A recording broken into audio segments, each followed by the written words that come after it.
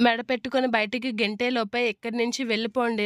నా కళ్ళ ముందు మీరు ఉండకండి అని అనేసరికి కోటేశ్వరరావు వీళ్ళందరూ షాక్ అవుతూ ఉంటారు.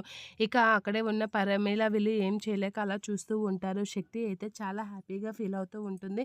భానుని బయటికి పంపిస్తున్నందుకు. వెళ్తావా? వెళ్ళవా? నా ముందు నువ్వు అస్సలు ఉండకు అని చెప్పేసి పాదు అయితే చాలా సీరియస్‌గా భానుని అంటూ ఉంటాడు. అలా భానుపై చాలా కోపం చూపించేసరికి భాను అయితే ఒక్కసారిగా ఏడ్చేస్తూ ఉంటుంది.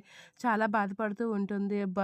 జీప్ అబ్బాయి నన్ను ఇంత అబద్ధం చేసుకున్నాడే అనేసి అనుకుంటూ ఉంటుంది. ప్రమీల, కోటీశ్వరరావు వీళ్ళందరూ నచ్చజెప్పాలని చూసినా సరే మరి పార్థు నిర్ణయానికి ఏం చేయలేక అలా చూస్తూ ఉండిపోతారు. ఇక శక్తి అయితే హ్యాపీగా నవ్వుకుంటూ ఉంటుంది. అక్కడే ఉన్న పార్థు వాళ్ళ అత్తయ్య కూడా హ్యాపీగా నవ్వుకుంటూ ఉంటుంది. పార్థుని చూసి భాను అయితే బోరున ఏడుస్తూ ఉంటుంది. అలా ఏడ్చేసరికి బాధ అయితే చాలా కోపంతో రగిలిపోతూ ఉంటాడు. ఇంతేనా అంటే మన ఇద్దరి బంధం మరి లేదా అని చెప్పేసి భాను అయితే చాలా ఘోరంగా ఏడుస్తూ ఉంటుంది. అలా ఏడుస్తున్న భానునైతే వాళ్ళ అమ్మ అయితే భానుని పట్టుకొని బయటికి తీసుకెళ్ళిపోవడానికైతే అవుతూ ఉంటుంది. ఇక భాను అయితే పార్థుని చూస్తూ ఏడుస్తూ ఉంటుంది. ఇక పార్థుతో ఉన్న స్వీట్ మెమోరీస్ అన్నీ గుర్తు చేసుకుంటూ ఉంటుంది. అలా గుర్తు చేసుకొని ఏడుస్తూ ఉంటుంది భాను.